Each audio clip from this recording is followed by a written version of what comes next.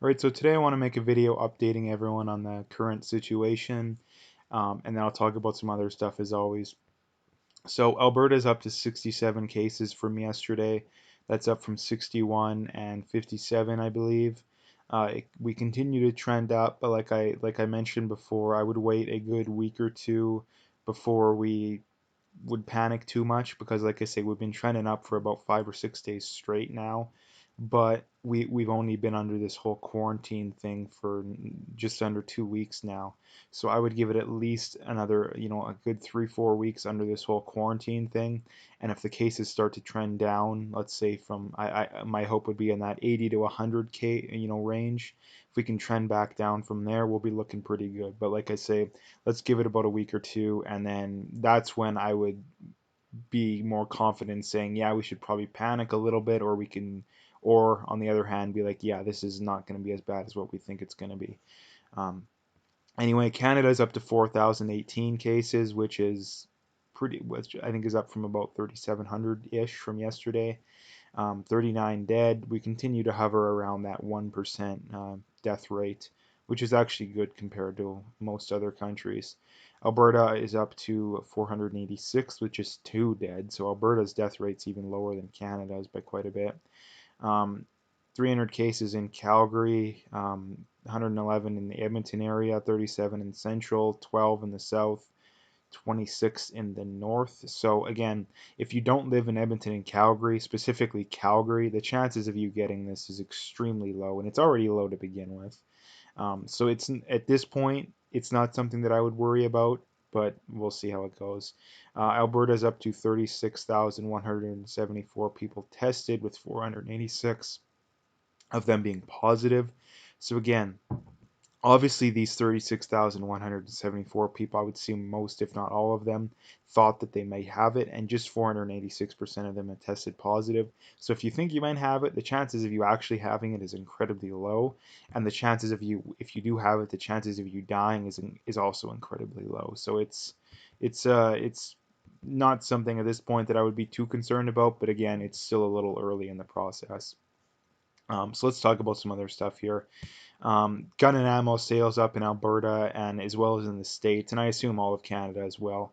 And this is something I want to talk about for a couple of reasons. Number one, and something that we need to take from this whole epidemic, if you want to call it that, is that gun rights is something that we need to value. And for the simple reason that I know there's a lot of places now in the States, I'm not sure about Canada, but they basically said the cops aren't going to respond to calls of, like, simple theft, simple assault, that kind of stuff. And a lot of people are buying. I mean, number one, I think that in any of this kind of stuff, even if the cops were still at full function, the gun and ammo sales would still go up.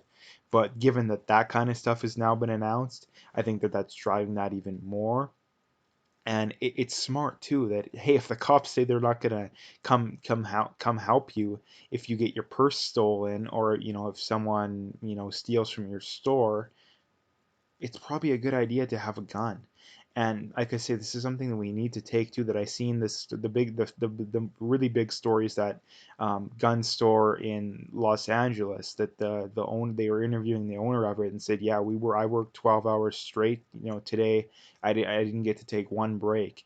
And he said that probably 90-95% of the people coming to buy guns are people who've never bought before. In other words, most of those people, probably people that weren't big on the Second Amendment or gun rights going into this kind of stuff. So that's one thing. People need to recognize that gun rights it's an important thing. And in Canada, we kind of, most people, even the more right-leaning people, kind of scoff at it, but it's something that I really don't understand. And we kind of scoff at the states that, how much they enjoy their gun rights. And again, I don't understand it. Like, gun rights, free speech, the free market, all that kind of stuff goes hand in hand. The minute you let the government, chip away at one, they're going to chip away at all of them. So that's something we really need to take away from this whole crisis, is that that's the kind of stuff's important. And as usual, too, you have the leftist media and these leftists talking about how the horror of it. And I seen a video of this, this leftist guy saying in the States, Colio Noir made a video about it. He's like, the amount of background checks for last week was the highest ever and how scary it is. But on the other hand, they argue that, hey, so many people are getting guns without background checks. Like, which one is it? Are people getting more guns with background checks, or is there no background checks? Like, they can't even keep their arguments straight, and that's something that really bothers me. And that's the main reason too. There's no legitimate argument against gun rights and the Second Amendment in the States, that kind of stuff. There's no legit argument. I've made several videos about it before, and I'll make more videos in the future. Anyways, getting to this here, this is from Andrew Yang, he ran for the Democratic nominee. Anyways, he goes on to say government may be the only thing that can fail miserably and then get bigger as a result. And it's sad, but it's true. And that the government, and this is why I advocate for no government, or at the very least, government being as small as humanly possible. And this is why I so viciously criticize the left. Is that the left, number one, not only do they not understand this kind of stuff, they tacitly support it. And it's the simple reason that when you're on the left, your goal is to have the government get as big and powerful as possible, regardless of what it takes to do that kind of stuff. And that's why we can't have the government be good, because for someone to do good in the world and for someone to do, have positive change, there has to be an incentive that if you do the right thing, you're rewarded, and if you do the wrong thing, you're punished. And that's the problem with government, is oftentimes doing the wrong thing is more rewarding. In fact, I would argue the majority of times that the government doing the wrong things is more rewarding, both personally in the short term and in the long term. And that's the problem. And that's something that people on the left just, a lot of them just flat out don't understand it, and a lot of them just flat out don't care, because at the end of the day, all they care about is getting their hand out and their, massive amounts of regulation so they can benefit. But anyway, that's something I want to talk about because it's pretty important. This tweet is from Stefan Molyneux. He goes on to say, "Nationalism is for individuals, is individualism for nations. Globalism is collectivism for nations." And it's very true that on one hand you have the left, which is collectivism. On one hand you have the right, which is individualism. And that's what I say too. Something we need to take away from this is getting rid of this whole stupid open borders globalist agenda. That look at how well making all our products in China has worked out for us. Has that worked out good? No one wants to admit that, because who was the guy that's been saying that for years? Well, Donald Trump.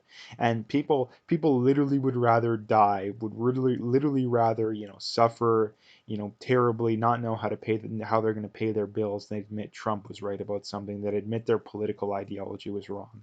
And that's where we're at in society, that we're so polarized politically that people would rather, like I say, see people die than admit that their political ideology is wrong. Um, Anyways, last thing I wanted to talk about here is from Maxime Bernier. He says economic policies have been based on the mistaken Keynesian belief that we can always stimulate the economy with lower interest rates, money printing, more borrowing, and more debt. We must bring back responsible economic policies. And he is dead, flat right about that kind of stuff. I've been harping on it for as long as I've been making these videos. I've been saying as long as I've been making these videos that this is going to lead to a massive economic disaster. Whether this whole situation right now is that economic disaster, which it has been a bit of a disaster already, and it could get worse. But we need to wake up. We're gonna be forced to wake up to it at some point. There's no way it can be sustained. And all the idiots that argue, well, oh, if we get rid of it, a poor person is not going to be able to get their health care. Well, we can either have that one poor person not get their health care now, or we can have everybody not get their health care in the future. Which one would you prefer? Would you rather see 1 million people suffer, or would you rather see 100 million people suffer? If you know that one of those two things is going to happen, I'll take the million and I'll do it easily. And that's the problem too. That's why people refuse to enter into these kind of conversations, because they know they're wrong. Like, they know that the government can't just keep spending more money, lowering interest rates, taxing people more, time and time again to solve all their problems. It works in the short term. It won't work in the long term. It's just basic math. Basic math. And they always justify it with the whole, oh, if we cut welfare spending, the poor person's going to suffer. And like I say, I don't want the poor person to suffer, but like I say, if we keep going into massive amounts of debt, the entire economy is going to collapse at some point, and literally everybody but multimillionaires is going to suffer and is going to be worse off than that poor person you claim to be so worried about right now. It's like I say, we can have 1 million people suffer now, or we can have 50 million, 100 million people suffer down the road. It's I don't understand, why is it such a hard choice. And the other thing I want to point out too is it's not necessarily a Keynesian belief too. It is in a way, but under Keynesianism, however you want to say it, you don't run massive deficits when the economy is doing okay. You only run deficits when you're at war or in recession. So it's not even Keynesianism. That's one thing I wanted to point out. But he is right that they'll cite it as a Keynesian belief when you ask them, but it's not technically that. Um, but anyway, I'm going to leave the video there. If you'd like to, make sure to hit that like and subscribe. I do have my PayPal links in the description. I do have an email address for e-transfer. But at the very least, just hit that like and subscribe if you haven't already. And stay tuned for more too. I'm going to be putting out another video later today, so stay tuned for that.